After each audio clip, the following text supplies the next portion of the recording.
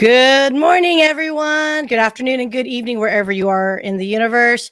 My name is Syya Yasotornrat, and welcome to the Afterglow Live Recap Podcast. I am the co-founder of Innovation Media Enterprises, and Erin, co-host, is unfortunately unable to make it today. So we're just going to have some fun and wing it and throw Jason Catchings, the president of Argo Wireless, to the wolves today. Welcome, Jason. Woo! How you doing today?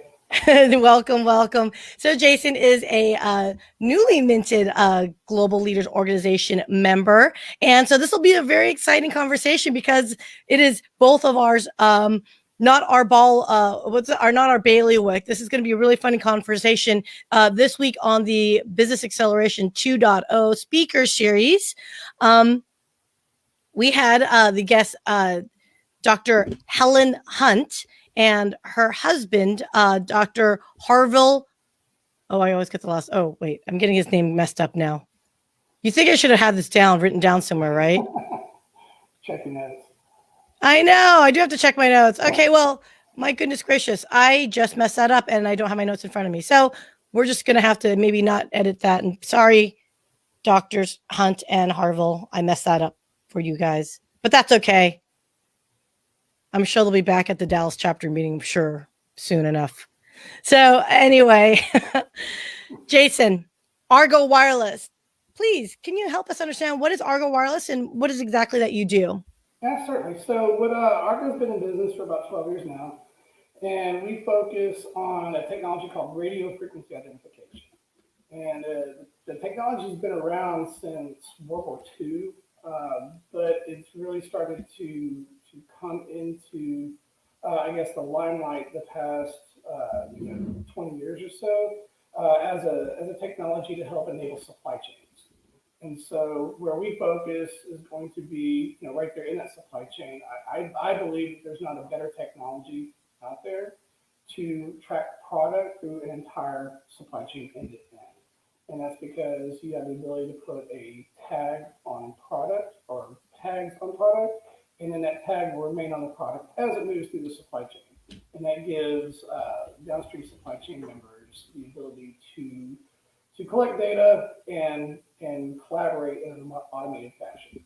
So what Argo basically does, we focus on a lot of the low-level side of that, meaning the hardware, and then a lot of the processes that goes along with what happens in a very focused environment where we collect that data. So that's basically what we do. We make everything play nice.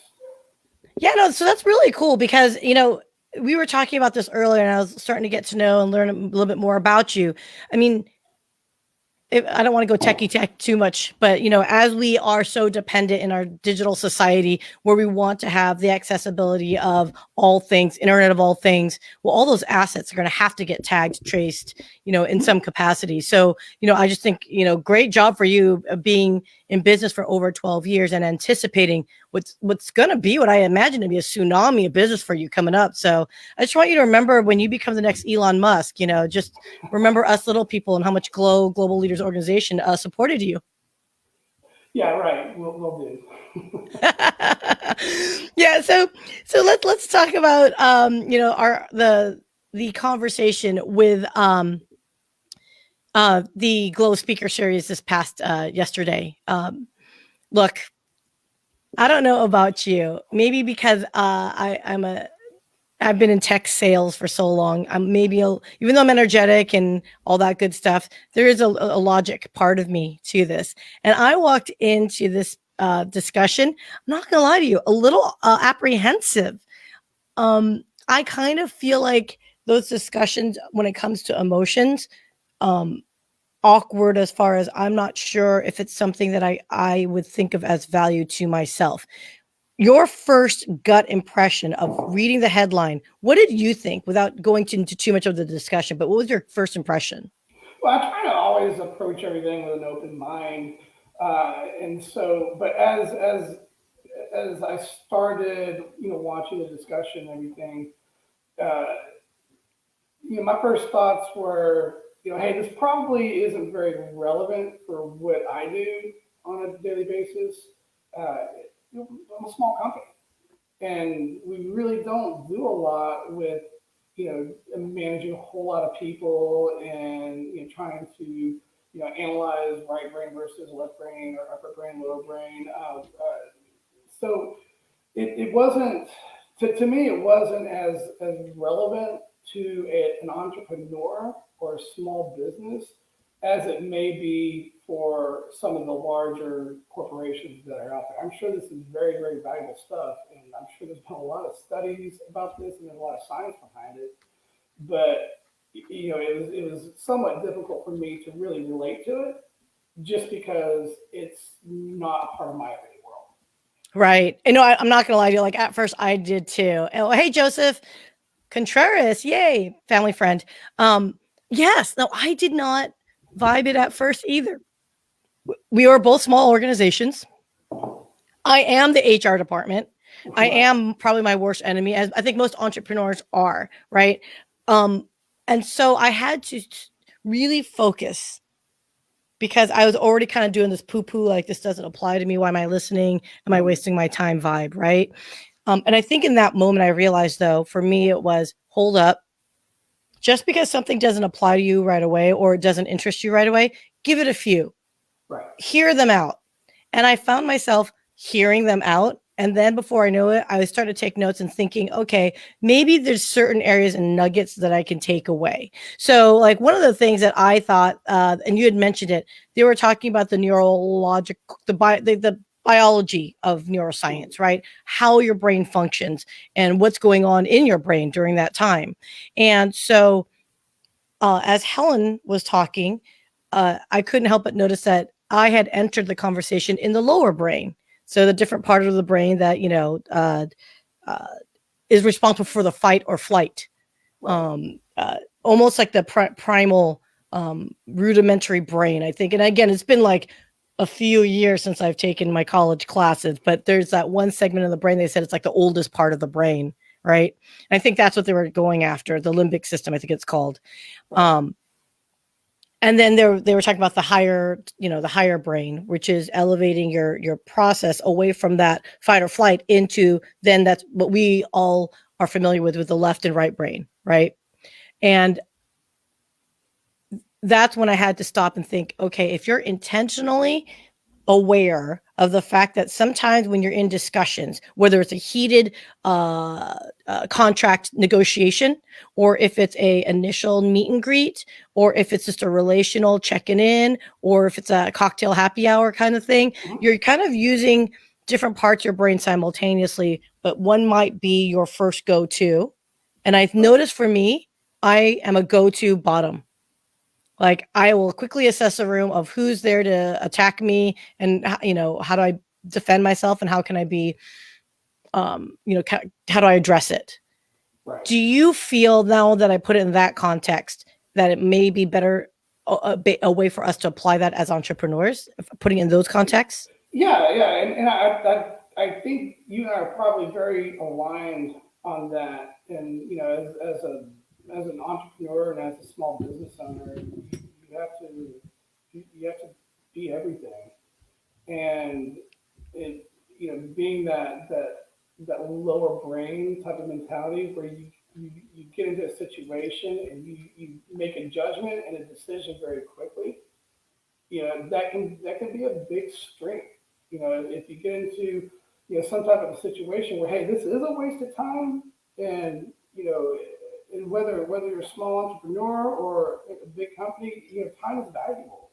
And Right. so, that's one thing I learned early on in the early years of Argo was, hey, if something is not going to bring value to the company, it's better to understand that, realize that, and get out quick Yes. than it is to draw that out. And so, yeah, I mean, it certainly can be a big advantage at a personal or a micro level as opposed to a macro level, and applied to across a large number of people, trying to categorize everybody. Right. So there was something that I don't know if you attended the VIP session, which I thought was really kind of cool to hear them. Well, it's so funny. So it's Dr. Harville, by the way. Sorry, Dr. Harvey. Oh my gosh, I said it wrong. Harville. Oh my gosh. I will get it someday. Oh my gosh. So, We need to get you a bigger shovel. well, you know what I need is more of my coffee to drink There of you here. go. So what I thought was interesting in the VIP session, and I love that about it. So if you're a premier or a full member of GLO, you get to have it's about 15, 20 minutes one-on-one basically for all intents and purposes with the speaker. And so you can really freely talk and it's much more candid and looser because it's not recorded. And it's so funny because human nature, when we know we're not getting recorded, like right now, you and I are on our best behavior, right? We're like, but the second I bet you when we're done with this broadcast, you and I are going to be like, oh, you know what I mean? And talking about whatever. So one of the things that he'd mentioned that it kind of resonated with me. Someone asked this question. When you are in an organization that is multinational, okay, and you are working with individuals who are from different cultures and cultural backgrounds, right, and in general like different value systems, how do you address those tougher conversations where it doesn't come off as being elitist or non-diversity friendly? Because there's going to be difficult conversations. I remember one when I had started out in my career. I actually got coached, and I think it's a common mistake when you're fresh out of college. No one's got corporate suits and ties and shirts and all that at the ready outside of maybe 2 outfits, right? Because we didn't really need to do outside of weddings and special events, wear suits on a daily basis, right? And I remember one time I did buy some outfits, and okay, maybe I'm dating myself, but it was Ally McBeal years, right? And short skirts were kind of the du jour, right? But I did get pulled aside by a female mentor, and she told me, she goes, "Hey, there's nothing wrong with your outfit. It's definitely stylish and modern." She goes, "But think about with how you represent yourself and what kind of branding you want to give yourself." She's not saying not to do it. I mean, she was totally dancing around it, but I got the gist of what she was saying, which was, look, wear what you want to wear what makes you feel good and confident about yourself. But do understand we're kind of still working and functioning in the parameters of a society that may or may not accept what makes you happy and free and confident. Right. Us being in tech sales, it was a little bit more conservative dress, right? As opposed to going into a, more fashion forward industry. So I thought that was an interesting conversation with her, because one thing that Dr. Harley said, which resonated, why I think this mentor did such a good job with me on this, is he said, ask questions and show empathy to that individual's perspective. So as opposed to her telling me, girl, that skirt is like way too short, not appropriate for tech. She asked me, hey, what are you thinking of, Ally McBeal? I don't remember the conversation verbatim, but she massaged me through it and got my opinions on how I was viewing representation and, how I viewed what I thought society, that we existed in, looked like. So I thought that was a great way of having this tough conversation that doesn't come off as being, not, considerate of other backgrounds. This is actually a point that I make, quite often in several conversations that I have with other, colleagues and other entrepreneurs and everything. But one of the first things I learned as a consultant early in my career was, especially when I was younger and going into some of these companies and sitting down with them, and they're probably paying absurd hourly rates for me to be there. And I walk in like, hey, what's this kid doing here? But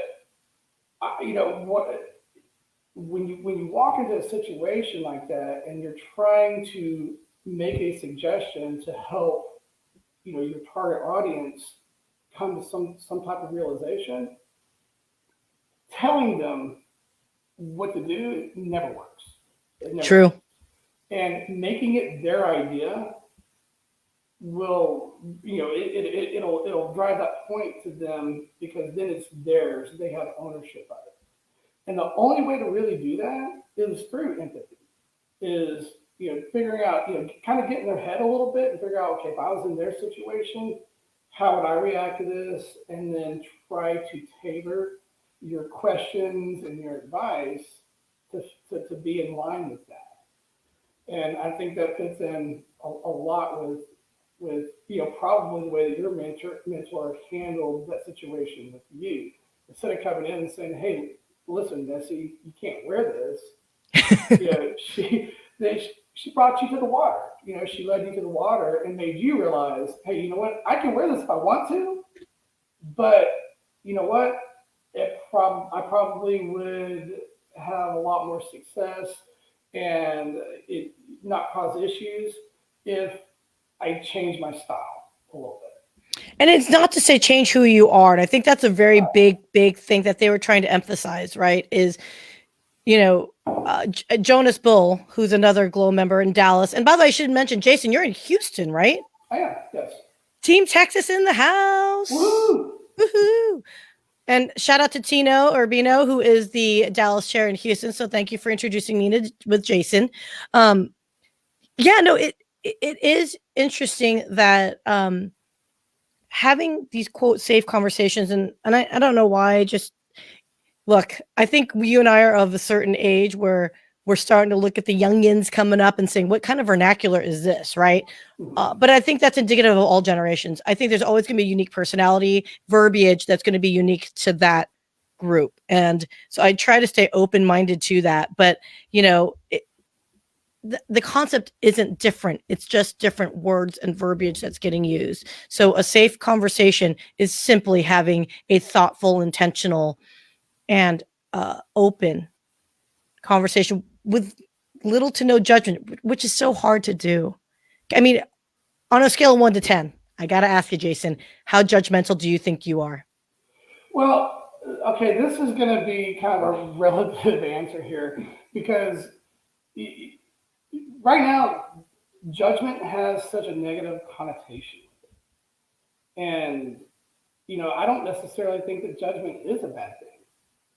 Yes, it can be if that judgment is being used in a negative way, but you have to be able to judge.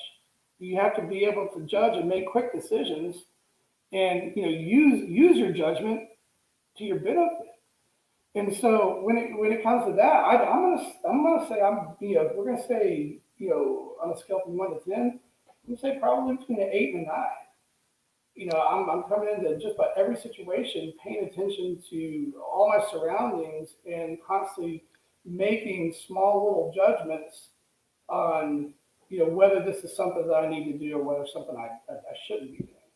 Now, if we're going to say, hey, judgment in the connotation that this is the negative, like how judgmental are you when, you see somebody and apply a stereotype to them or anything like that, I'm gonna take it to the other level and maybe be like a 1 to 2 because I see.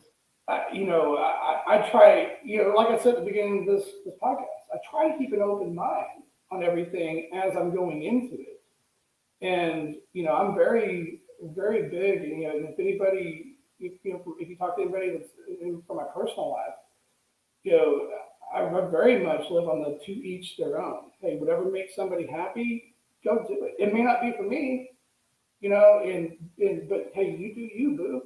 And and that's the way that I am, But that's not to say that just because hey, you do what you want to do, if that makes you happy. That's not to say that I'm going to be involved in what you're doing. That's for you. It may not be for me. Right. So, sorry to give a complicated answer on something that's just a 1 to 10. No, I love that. I love that you have nuances to it, right? So that's funny that you mentioned because there's a lot of gray areas, and that's why conversations like this, when I initially hear it, I'm just like, oh my gosh, what shilling, what BS is going to be, shared with us. But when you actually dig deeper, it is so not black and white. There's so many grays out there that, in a lot of ways, though I may not necessarily agree with the premise, there's definitely some facets to it. Like I said, the nuggets earlier that I probably resonate and maybe connect better with. And then it's up to us to determine how to shape that together to apply directly for us. And so in this context, I think it's great that they did join this Business Acceleration 2.0, because now it's going to make me sit back and think intentionally.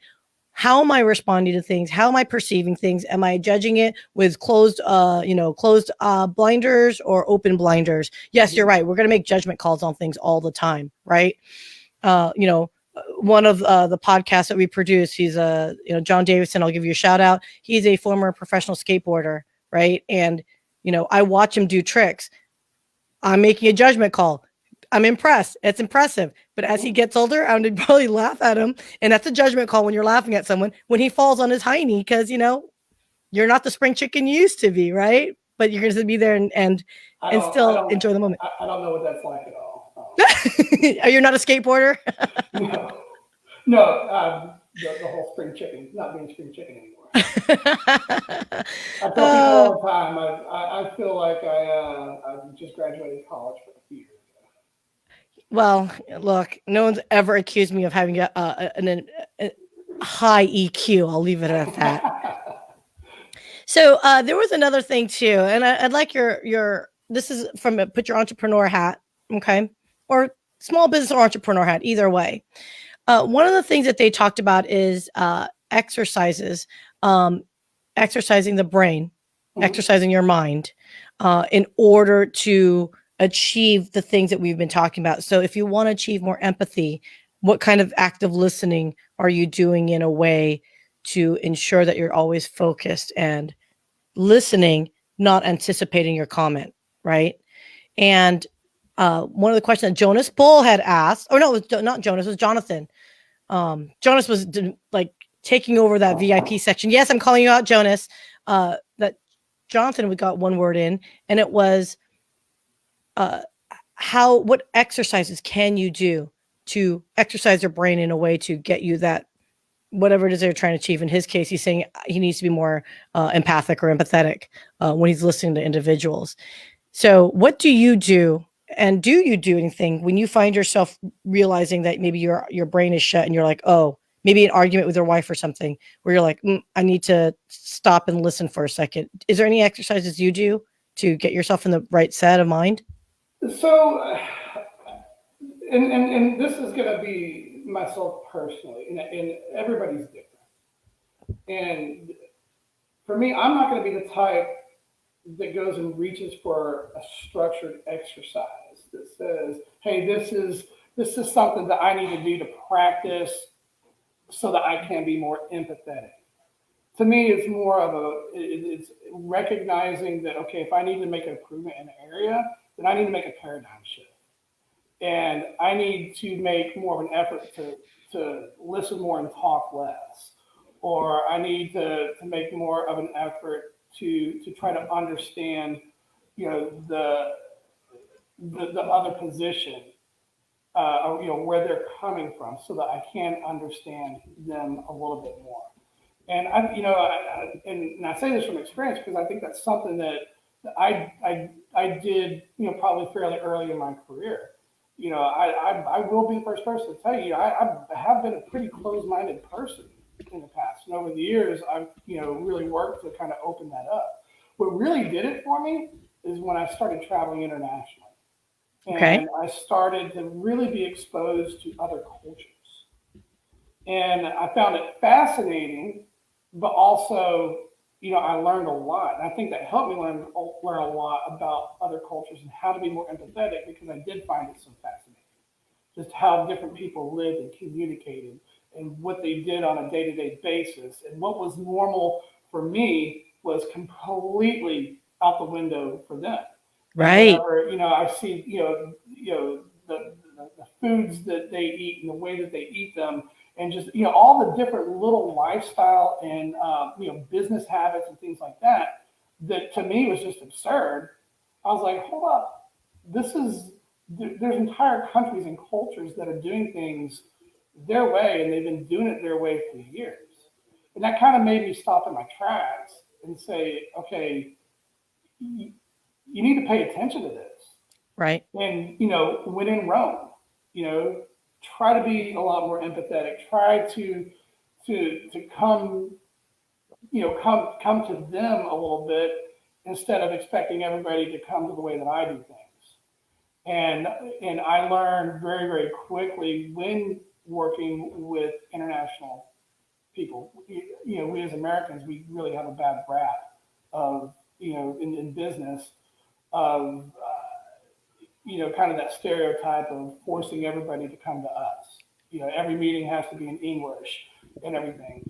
And I found that, hey, if you go to them a little bit, then they open up. And I mean, there's wonderful, wonderful people, just extremely nice people across this globe. Oh And yeah. just taking a step or two towards them really opens them up, and they'll come and they'll take a step or two towards you, and then you find out that, hey, we really do have a lot in common.